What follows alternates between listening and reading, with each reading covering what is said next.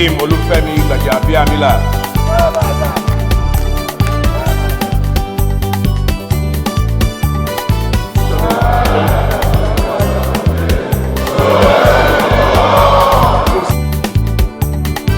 God bless you all.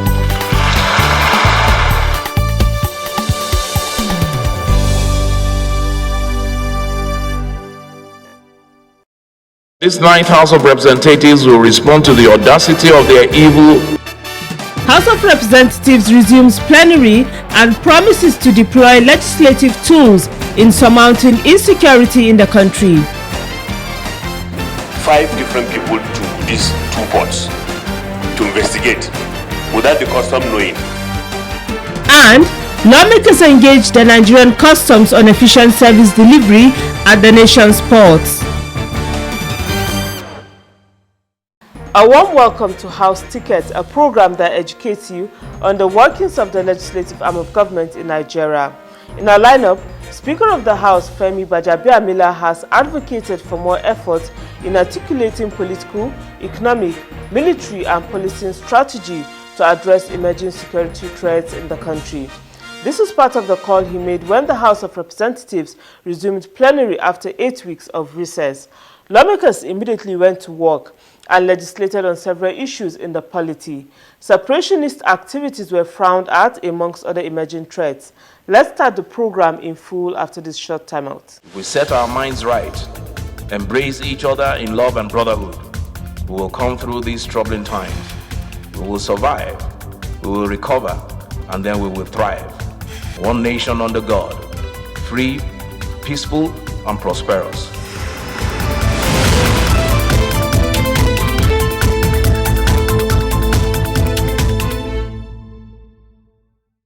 Thanks for staying tuned. The House resumed after an 8 weeks annual recess to mourn the loss of a colleague. In other plenary proceedings, the lawmakers harp on prioritizing security-related bills in this session alongside other people-oriented legislations. Let us get a summary of plenary from Tuesday 14th to Thursday 16th September 2021. The report was compiled and presented from the studios. Lawmakers, upon resumption to plenary, warmly welcomed each other back after the 2-month-long annual recess. Settled for the business of the day, the Speaker, Representative Femi Gbajabiamila, welcomed his colleagues back on a special note, pointing out that legislative business for the 9th House is gearing towards its last lap. He said there is the need, therefore, to tighten the belt in delivering on the mandate of the people. His speech picked up from where the House left matters 8 weeks ago. We laid the Electoral Act Amendment Bill report before the House. The final count of votes disappointed some. This is democracy in practice. And the democratic process rarely makes for universality or universally accepted outcomes. Therefore, honorable colleagues, I urge as many as are disappointed to set aside their disappointments in the sure knowledge that as the work of Parliament never ends, what is done can be revisited until perfection is attained from repeated efforts over time. And on the continued fight against insecurity in the country, the Speaker said the 9th House will not be deterred in deploying all legislative tools to partner with government at all levels in the fight. We only reaffirm our commitment to do all that we can to defeat those who have made it their cause to impose on our country an unending orgy of carnage and inflict our people with devastating grief. Let it be apparent to those who have made themselves enemies of Nigeria that this 9th House of Representatives will respond to the audacity of their evil with every tool and resource at our disposal. Speaker Femi's welcome address to his colleagues also called for professional journalism in reaction to some media reports appraising individual lawmakers' performance by only the amount of bills sponsored in the House. He explained that oversight function and contributions in decision-making during consideration of government policies are also parameters to judge a lawmaker's effective representation of his people. Other areas he spoke on included the need to sustain efforts towards stopping the COVID-19 pandemic and the hope that control of infectious disease bill will see the light of the day. Mr. President has attached To other events at plenary for the week, 3 communications from Mr. President Muhammadu Buhari were received. There was a loan request for funding of multilateral projects under the 2018-2019 Federal External Borrowing Plan for the consideration and approval of the legislature. About $4 billion, 710 million euros, and a grant component of $125 million is what is being sought. The 2 other letters forwarded executive bills for consideration, namely the Control of Small Arms and Light Weapons Bill 2021 and the Explosives Act of 1964 Repeal and Reenactment Bill 2021. The bills have since been passed at first reading Thursday, the 16th of September 2021. During the resumption week spanning 14th to 16th of September 2021, the House adopted several matters of urgent public importance and motions which bordered on insecurity, natural disasters, and cholera outbreaks.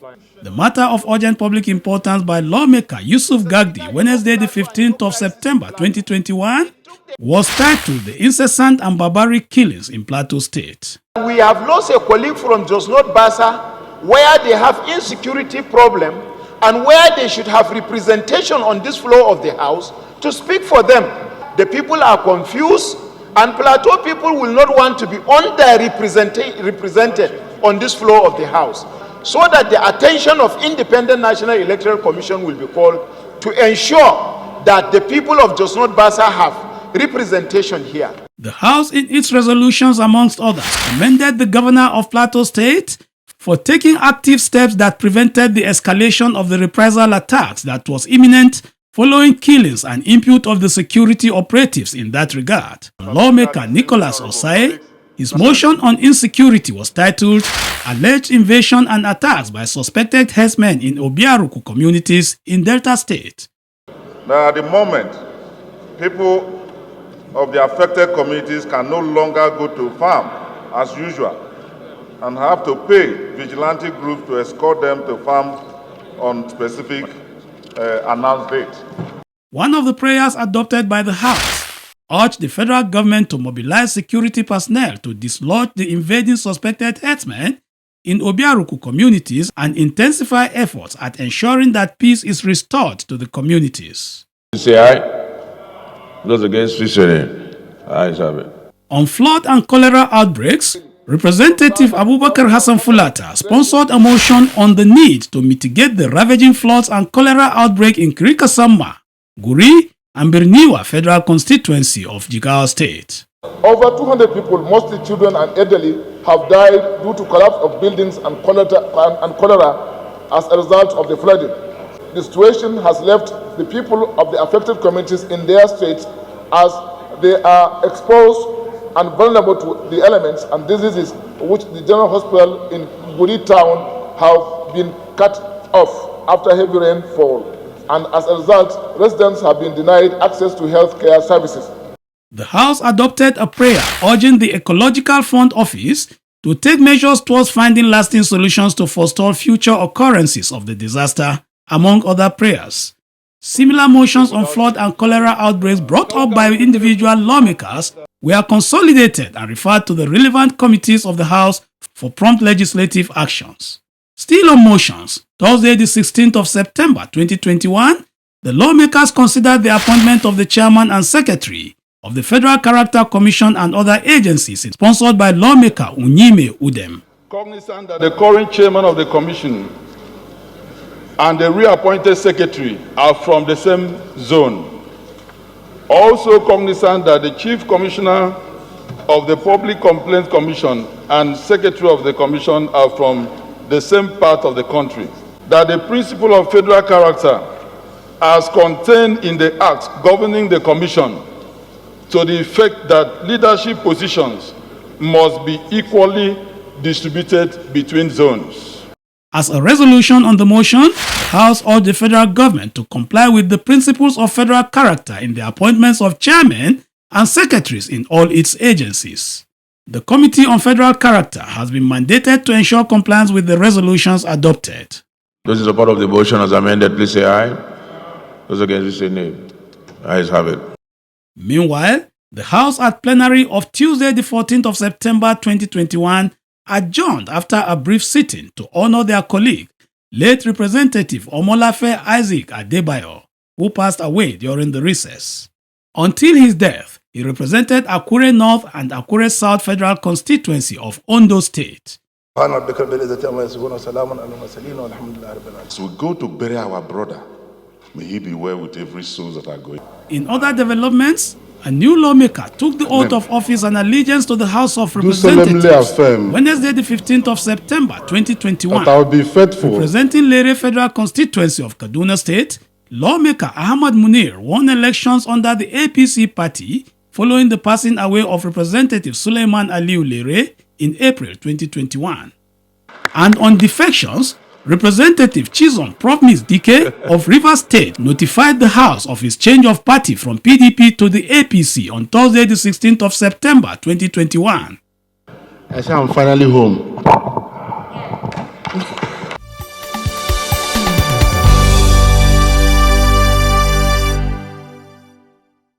Many thanks for staying tuned. The program is House Ticket. We took a summary of plenary proceedings during the resumption week by the 9th House, highlighting bills and motions while taking excerpts from the Speaker's charge. As we continue on the program, House Ticket crew sought to know from the legislators what constituents should expect from the House on legislations as 2021 ramps up. Others spoke on the plans in the home front for their constituencies. Where we have some existing laws that need to be amended, and there are moves from the executive arm of government. I will do that very quickly. I understand that we have an amendment act, an amendment bill to do with the FRS, FCT FRS is coming up very soon. Some other legislations also which are institutional, the National Assembly or the House of Representatives will definitely do justice to that, like I said. The House of Representatives has been very responsive, and we have responded to virtually every ills of the society, and economy is one of them. We agree that with coming of the COVID-19, a lot of things has gone awry, but the Parliament and the Executive has been on the same page, trying to ensure that Nigerians get the best of what it is. And now we are focused on making sure that the pandemic effects can be alleviated for the populace.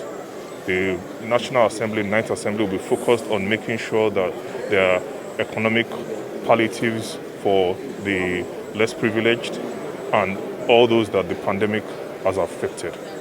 We have almost concluded on the electoral amendment bill, and we will also continue on it now and give it the final push so that we will also take it to Mr. President for assent.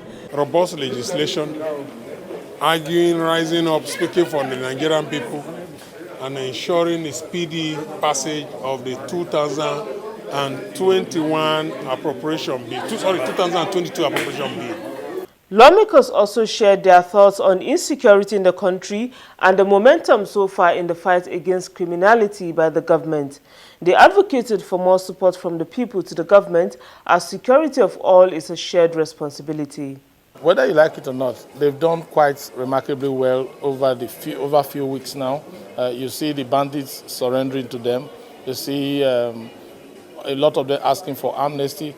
But like some governors have said, there's need for us to be very cautious and be careful about granting amnesty, because I don't think amnesty is the way out. You can't just kill 100 people, come out overnight and ask for amnesty. It is because things are tight with them. The Nigeria forces are pressing hard on them. That is why they are coming for amnesty. So we must study it properly before any decision can be taken. They need to suspend the operation, not only in Zamfara, in Katsina, Kaduna, Niger. I'm intending to come up with a motion that in which we will call on the Mr. President to declare a state of emergency on security, and to give at least 3 months for people to find a way of defending themselves.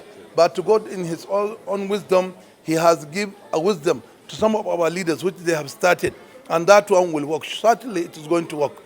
To other events of the resumption week, we'll take a look at other activities that occurred in the Green Wing of the National Assembly. One of such is a recent courtesy visit paid to the Speaker by a delegation of the APC Youth Lobby Committee on Inclusion. This was on Thursday, 16 September 2021.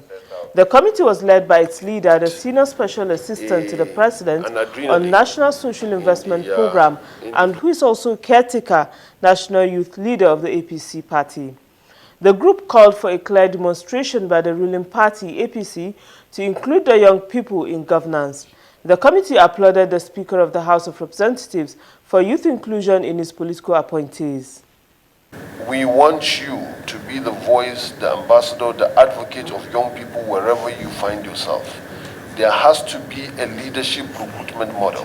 What we have virtually failed to do in this country really is to have a leadership recruitment model where leaders would emerge through a process that people could see coming. What we have are chance leaders. We have good leaders today out of luck because they just happen to appear in the scene. The system has been in existence in the last 20 years. We cannot depend on luck and chance again. Right, Honorable Speaker, we have to create a model system. If you do take a careful look, analysis, research and analysis of some of the bills and the motions that have come up on the floor of the House and the debates, the language, the debates, you will find that a lot of them are propelled, are motivated by the interest the members have in the youth of this country. If you look at the various committees that we have, the young ones basically populate the chairmanship and the headship of the committees. The Speaker, however, said for the inclusion of young people in leadership and governance, the youth are expected to peacefully work towards gaining positions of leadership. We'll go over to the committee rooms now for some interactive sessions. Along that line, the Nigerian Defense Academy was before the House Standing Committee on Defense over the security breach at the Academy in Afaka, which occurred on the 24th of August 2021. And in another committee room, discussions held between the Committee on Customs and Excise and the Nigerian Customs Services where solutions in reducing the cumbersome process of containers transfer were sought and the continued patronage of smuggled vehicles topped discussions. The details in our next report.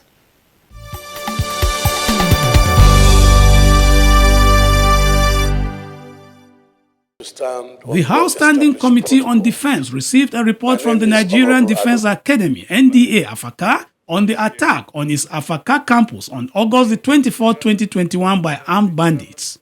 Although most of the interactions held behind closed doors, the commandant of the academy told the lawmakers that all efforts are on to rescue the kidnapped officer from the incident.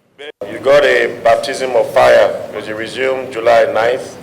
And the incident happened a couple of weeks after it resumed. But nevertheless, the buck stops at your table. So we're going to listen to how they're going to find the missing soldier and efforts that will be made to ensure that such things never happen again. More importantly, the ongoing efforts that we are making to recover the abducted officer, and also the measures that the Academy is currently placing to ensure that this does not ever occur again. The contents I have for this presentation, because I came with a presentation so that you can see the visuals,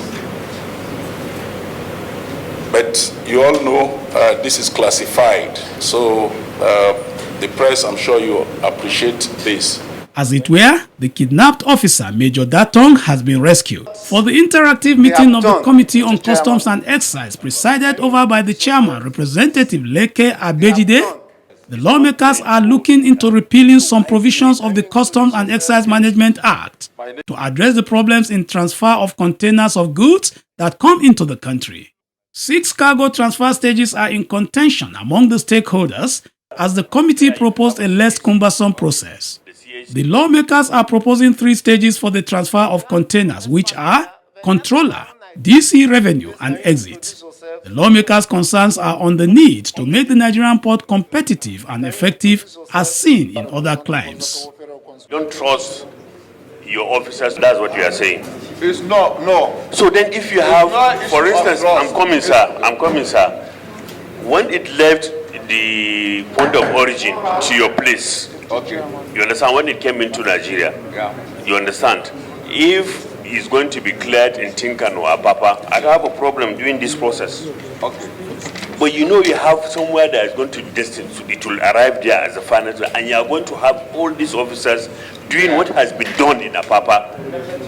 Definitely you are repeating, you have condition. Okay. Why? There is need to verify and do a system check to ensure that the marks and number of this container tallies with what is in our manifest. It's for control purposes. Now, the DC revenue, he is the one who directly supervises the technical supervisor. And the technical supervisor is the one who does the verification and modification of this document. What we are saying, this is from your own point of view, but what we are saying, we want to clear this process to reduce this number of... This is what we are doing. We sent 5 people, 5 different people to these 2 ports to investigate without the custom knowing. And what came out of it is you have the CSC's office, it will go to DC admin, it will go to DC revenue, it will go to OC bond, who verifies if the bond is still in force. It goes to bond annex, that is inputs bond number, to input the bond number. Then you have manifest seat, you have technical supervisor, OC main gate for approval, and finally you have exit registration and main gate. We sent 5 different people to go, and the only where they did not agree is at the exit. But every other step, it follows like that. Now, if you have an automated system, the way I mentioned that you have automated system, if you have automated system, even this 6, you don't need it. The issue of saying we have so and so number of 18 seats, believe you me, it's an allegation. And it's because whenever you want to do the right thing, people will try to fight you back. For us to have a seamless operation, CSC to bond seat to the exit. That's all. It's finished. The important thing about this is facilitation of trade. And when we are talking about facilitation of trade, it can be seen from so many perspectives. You can look at the facilitation of trade from the point of the clearing agents, from that of the importer, his anxiety, and that of the customers, the attitude of the customer officers. So I would advise that why this is interactive. So if you discover that the 6 points they have are so many, their duplication functions, I think the best thing we do is to tell them to prune down the number of seats and see the consequences. Aside that, the chairman informed the Nigerian Customs Service that it is also looking into the funding challenges of the service, as recruitment of personnel is paramount in an efficient customs service for the country. And during further interactions on the challenges faced in clearing of containers, the elite class of the country was accused of patronizing smuggled cars, even for official purposes. The agency, represented by the Assistant Controller General in charge of modernization of the Nigerian Customs Service, emphasized that there is the need, therefore, to address the smuggling of cars into the country, which is part of the major challenges faced.